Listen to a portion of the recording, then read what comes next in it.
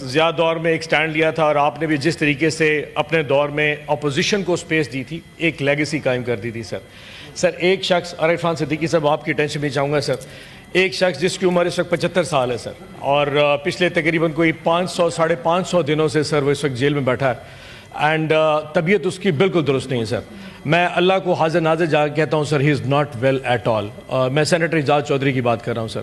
میں بارہا آپ سے درخواست کر چکا ہوں سر، مجھے اندازہ ہے کہ آپ کے شاید آرڈر پہ عمل درآمد نہیں ہوگا، آئی ایم شیور کہ وہ نہیں کریں گے، اس سے پہلے بھی ہم ایک دفعہ پروڈکشن آرڈر کرا سکیں۔ ایک ہفتہ صرف رہ گیا سر اس پورے سیشن میں، آئی ایم شیور کہ صدیقی صاحب آپ دیکھیں کہ آپ کی عمر کے اعجاز چودھری صاحب ہیں، اور ان کی حالت یہ ہے کہ سر ان کے اکاؤنٹس ڈورمنٹ ہو چکے، ان کی فیملی ان کے اکاؤنٹ سے پیسے نہیں وڈرا کر سکتی، اور اگر ایک ہفتے کے لیے پروڈکشن آرڈر دے دیں تاکہ وہ یا کے سیشن اٹینڈ کر لیں، کچھ ان کے زندگی کے معاملات سیدھے ہو سکیں، تو ایک آپ کا سنہرے حروف میں تاریخ میں آپ کا نام چلا جائے گا سر۔ سر آج پلیز مہربانی کر دیں، اور میں تمام اپوزیشن سے حکومت سے کروں گا کہ اس میں آج یہ وقت کسی پہ بھی آ سکتا ہے سر، کل کو میں بھی ہوں گا، آپ بھی جیل میں جا سکتے ہیں، تو پلیز سر آج پروڈکشن آرڈر جاری کر کے آپ چلے جائیں سر۔ وہ ایک وقت ہے سر، کسی پہ برا وقت آ گیا سر۔ میں نے پرسوں بلایا تھا لیڈر آف دا اپوزیشن کو اپنے چیمبر میں سر، اور میں نے کہا تھا کہ بابر اوان آئے تھے سیکرٹری کے پاس، انہوں نے یہ ایک ریکویسٹ کی تھی، I have referred the matter to the minister of law and justice and the interior and the provincial government for his release, اور I think the government will consider it seriously. I hope they do sir. Thank you so much. چلے سر بات شروع کرتے ہیں سر۔ Topic آج کا جی speech کریں جی سر۔ اچھا سر ایشو یہ ہے کہ آپ کے پاس ہے کہ 26 نومبر پہ بات ہو رہی ہے سر۔ جب میں بدھ والے دن اس سیشن کو اٹینڈ کرنے کے لیے آیا تو سر ڈی چوک سے جب میں گزرا جی تو مجھے ایک عجیب سی تکلیف سی فیل ہوئی سر۔ تکلیف اس لیے کہ مجھے آج سے تقریباً 25 دن پہلے مجھے یہ فیل ہوا کہ یہاں پہ کتنی چیخو پکار ہوگی، کتنے لوگوں کی یہاں پہ جانیں گئی ہوں گی، کتنوں کے ماؤں کے بچے یہاں پہ لال چلے گئے ہوں گے، کتنے لوگوں کی کئی خواتین جو ہے نا بیوہ ہوئی ہوں گی، کئی لوگ یہاں پہ یتیم بچے یتیم ہوں گے۔ میں جب یہاں پہ نیشنل اسمبلی میں سر اپنا سینٹ میں جب واپس آیا تو میں سمجھا کہ ماحول بڑا سومبر سا ہوگا، بڑی تکلیف میں سارے ہوں گے، لیکن سر جس قسم کا مذاق یہاں پہ اڑایا گیا اور یہ کہا گیا کہ کون سے شہید یا کون سے لوگ، سے یقین جانی اس سے زیادہ تکلیف میں اور اضافہ ہو گیا۔ تکلیف ان کی جانی ہے سر جن کے گھر اجڑ گئے سر، اور یہاں پہ یہ کہا گیا کہ کوئی گولی نہیں چلی سر۔ گولی تو چلی تھی، سوال یہ کہ گولی کیوں چلی تھی۔ ہم نے بارہا میڈیا کے تھرو یہ بتایا کہ ہمارے 13 سے لوگ زیادہ شہید ہیں جس کی لسٹ سوشل میڈیا پہ موجود ہے سر۔ اگر کہیں گے تو میں منسٹر صاحب بیٹھے تو ان کو کاپی بھی دے سکتا تھا۔ 12 لوگ ایسے ہیں جن کی کنفرم شہادت ہے، 13واں بھی شہید ہو چکا ہے سر ڈی چوک میں، لیکن یہ حکومت ماننے کو تیار نہیں سر۔ اس سے بڑی بات یہ کہ سر 139 سے زیادہ لوگ ہیں جس کی کے پی گورنمنٹ نے لسٹ شائع کی ہے۔ ہماری کتابوں میں یہ لوگ مسنگ پرسنز ہیں سر، جس کے بارے میں کسی کو کوئی علم نہیں کہ یہ زندہ ہیں یا شہید ہو چکے ہیں۔ میں آج سر آپ کی چینل پہ جا کے یہ آپ کو کاپی جمع کرا دوں گا سر، آپ گورنمنٹ کو بھیج دیجئے۔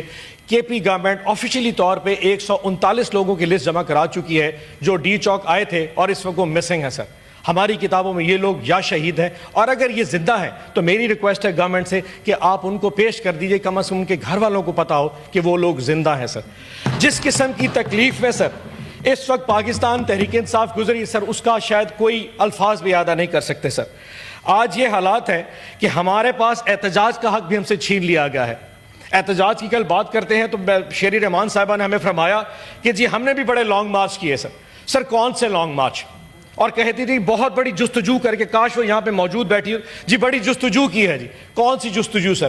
سر آپ کے لانگ مارچ آپ کو یاد ہوگا، بلاول بھٹو زرداری صاحب جب اس کراچی سے نکل کے اسلام آباد ہمارے دور حکومت میں آئے تو 10 دن کا ٹور تھا۔ پہلا سٹاپ حیدرآباد، پھر سکھر، پھر رحیم یار خان، پھر بہاولپور، آپ کے پاس ملتان آپ کے گھر تشریف لائے تھے، پھر سائیوال گئے، لاہور گئے، اور جی ٹی روڈ سے اس وقت اسلام آباد تشریف لائے تھے۔ رستے میں پنجاب پولیس نے کسی ایک جگہ پہ کنٹینر کھڑا نہیں کیا تھا، ایک شیلنگ کا فائر نہیں کیا گیا، ربر بلٹ دور کی بات، کوئی ایک گلیل کی کسی نے ماری ہوئی تھی۔ رات کو جہاں پہ ڈیلی سٹاپ کرتے تھے وہاں شامیانے لگتے تھے، وہاں رات کو کھانے کھائے جاتے تھے۔ اسلام آباد جب وہ ڈی چوک پہ تشریف لائے تھے، یہاں پہ اسلام آباد پولیس نے کسی جگہ پہ ان کو نہیں روکا، رات کو تقریر کی اور صبح کے ٹائم وہ دبئی واپس چلے گئے۔ یہ تھا سر لانگ مارچ پیپلز پارٹی کا، شیری رحمان صاحب۔ اور ہمارا لانگ مارچ، ہم جلسے کی کال دیتے ہیں تو کہتے ہیں اسلام آباد نہیں سنگ جانی چلے جاؤ۔ ہم لاہور جلسے مینار پاکستان کہتے ہیں تو کونا قاسم چلے، کونا وہ جو گند ہے لاہور کی پرلی نکر پہ ادھر میں پھینک دیتے ہیں۔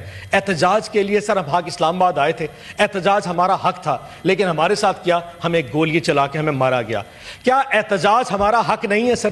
دنیا کے بڑے بڑے معاشروں میں احتجاج کیے جاتے ہیں، 10 ڈاؤننگ اسٹریٹ کے سامنے احتجاج کیا جاتا ہے، وائٹ ہاؤس کے سامنے احتجاج کیا جاتا ہے، سر گولی نہیں ماری جاتی۔ یہ پاکستان دنیا کا واحد وہ ملک ہے جہاں گولی چلائی جاتی ہے۔ اور تو اور اگر یہاں پہ صحافی انویسٹیگیٹ کرنے کے لیے پپس ہسپتال چلا جائے کہ کتنی لاشیں یہاں پہ آئی ہیں تو ان کو اٹھا لیا جاتا ہے۔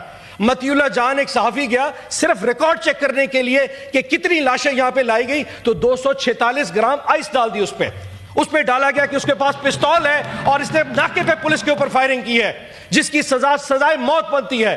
یہاں پہ سوال پوچھنے پہ وہ کیس بنائے جاتے ہیں جو کہ سزائے موت کے زمرے میں آتے ہیں۔ یہ کس ملک میں جیتے ہیں سر کہ سوال پوچھنے میں آپ پہ 200، میں تو کہتا ہوں اس ایس ایچ او کے اوپر پرچہ ہونا چاہیے کہ وہ 246 گرام آئس اسلام آباد سے پیدا کیسے کر کے لے آیا۔ یقین جانیے سر تھانہ نیو ٹاؤن میں ایک FIR درج ہے، اس میں 10,000 لوگ نامعلوم ہیں، 10,000۔ 5,691 لوگوں کو جب ATC عدالت میں پیش کیا تو ان کو کہا جی شناخت پریڈ پہ بھیج دیں۔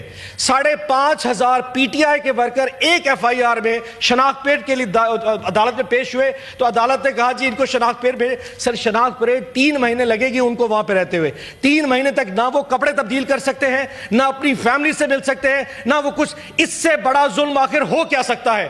سر جس ملک میں ہم جیتے ہیں وہاں پہ اب یہ بھی ہو رہا تھا کہ اسلام آباد میں جو ریڈی بان ہے اس سے شناختی کارڈ پہ پوچھا جاتا ہے تم کہاں سے ہو، اگر وہ KPK کا ڈومیسائل ہے تو گرفتار کر لیا جاتا ہے، اگر آپ کے پاس میاں والی کا شناختی کارڈ ہے تو آپ کو گرفتار کر لیا جائے گا، آپ کے پاس اٹک کا شناختی کارڈ ہے تو آپ کو گرفتار کر لیا جائے گا۔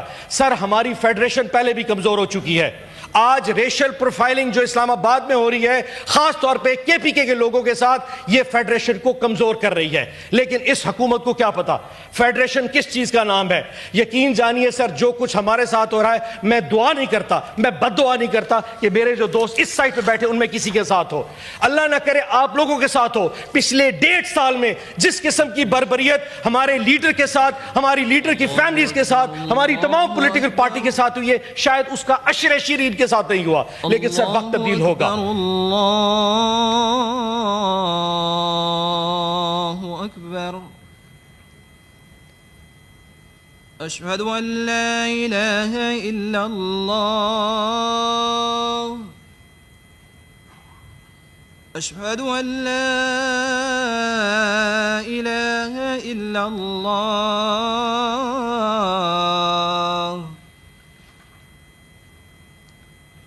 اشہد ان محمد رسول اللہ،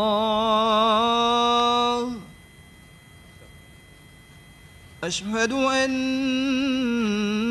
محمد رسول اللہ،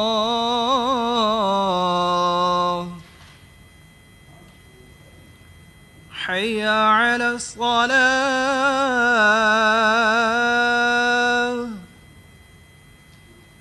حی علی الصلاة،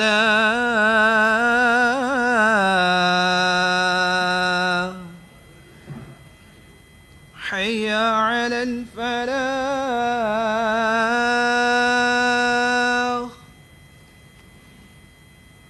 حی علی الفلاح،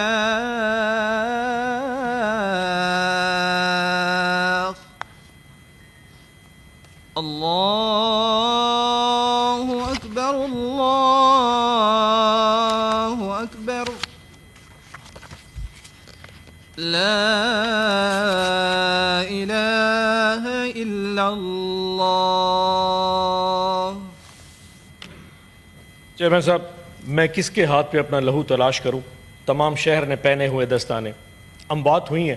ہماری ریکویسٹ ہے جیسے کل علی ظفر صاحب اور شبلی فراز صاحب نے بھی کہا، آپ ایک جوڈیشل کمیشن بنا دیجئے، تمام سینئر ترین ججز جو سپریم کورٹ پہ اسے جوڈیشل کمیشن بنائے، کسی کی بھی اموات ہے سر، جو بھی یہاں پہ شہید ہوا وہ پاکستانی تھا، اتنا ہی پاکستانی میرا تھا جتنا کسی بھی پولیٹیکل پارٹی کسی پاکستانی کا ہو سکتا ہے۔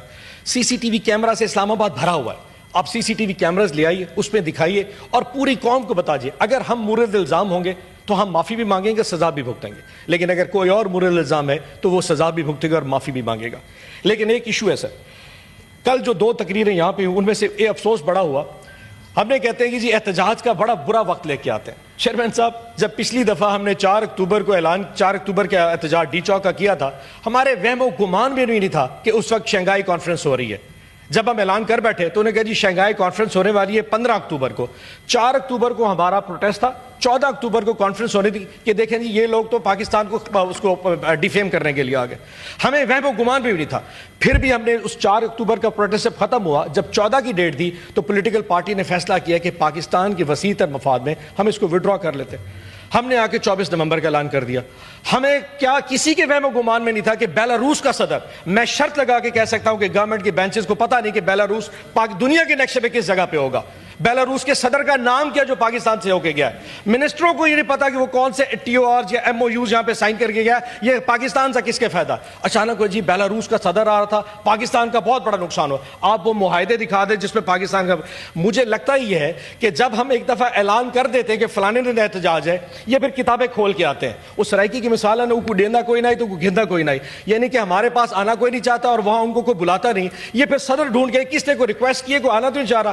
جس دن خان صاحب کا اعلان آتا ہے جی فلانے، میں آج شرط لگاتا ہوں خان صاحب اعلان کر دیں 15 جنوری کو پروٹیسٹ کرنا ہے، انہوں نے موفا سے جا کے لسٹ نکال لینی، کسی نے ریکویسٹ نہیں کہ ہمارے ملک میں، یہ 16 جنوری کو پاکستان بلا لیں گے، یہ ایتھوپیا والے کو، یوگینڈا والے کو، ایون کہ نارتھ کوریا کے صدر کو بلا لیں گے کہ خان صاحب کا پروٹیسٹ کل کو دکھائیں گے، یہ پاکستان کو ڈیفیم کرتے ہیں۔ سو ہمیں احتجاج کی ڈیٹ بعد میں آتی، ان کو بعد میں پتہ چلتا ہے کون سا صدر آ رہا ہے۔ کل مذاکرات کا ہمارا مذاق اڑائے گا چیئرمین صاحب، یہ آپ کی وساست سے بتا دوں، مذاکرات اگر ہوں گے تو عزت کی بیس پہ ہوں گے، ڈگنیٹی کی بیس پہ ہوں گے۔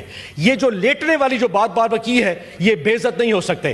ہم نے 12-13 جو لاشیں آپ کو بتائی ہیں، سر یہ لاشیں ہیں ہماری، لیکن وزن ان کے اوپر ہے۔ اگر اس لاشوں کے وزن میں آج ہم مذاکرات کی بات کر رہے ہیں چیئرمین صاحب، پاکستان کے وسیع تر مفاد میں، یقین جانے ورنہ یہ 12 لاشوں کا وزن شاید یہ حکومت اٹھا نہ سکے۔ 10 سال ہو گئے نون لیگ کی گورنمنٹ کو، ماڈل ٹاؤن کی 14 شہادتیں نہیں اٹھا سکے، اب یہ 13 شہادتوں کا وزن اور یہ جو 140 لوگوں کی لسٹ ہے اس کا وزن نہیں اٹھائیں گے۔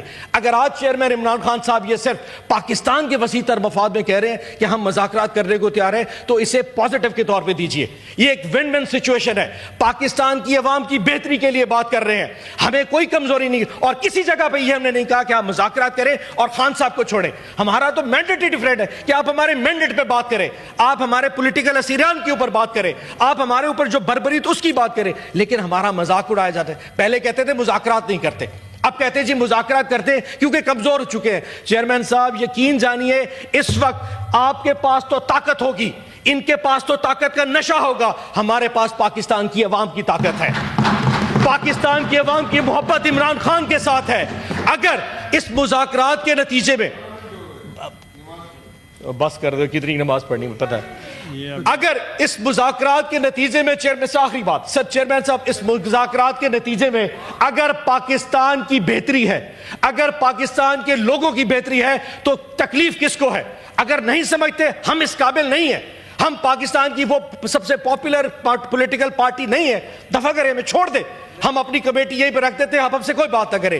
لیکن اگر آپ نے ہمارے مذاکرات کا مذاق اڑایا اور ہمیں کہا جی لیٹ گئے ہیں، تو یقین جانیے ہمیں کوئی شوق نہیں ہے۔ اس وقت ہم جس جگہ پہ ہائی پیڈسٹل گراؤنڈ پہ کھڑے ہیں وہ پاکستان کی عوام کی طاقت کے ساتھ کھڑے ہیں۔ آپ کے پاس وہ طاقت نہیں ہے۔ آپ پرنٹ میڈیا روک سکتے ہیں، آپ الیکٹرانک میڈیا روک سکتے ہیں، سوشل میڈیا پہ ایک پوسٹ لگا کے دیکھ لیں، آپ کو پتہ چل جائے گا کہ عوام کس کے ساتھ کھڑی ہے۔ اس موقع کو استعمال کیجئے، اس وقت کو استعمال کیجئے۔ چیئرمین صاحب، اس سینٹ میں اگر آپ اس چیز کو استعمال کیجئے کہ اگر حکومت وقت کے ساتھ ہم نے یہ آفر کر دی ہے تو مذاکرات چلنے چاہیے، لیکن اگر یہ سمجھتے ہماری کمزوری ہے تو مذاکرات کو ہماری کمزوری نہ سمجھا جائے۔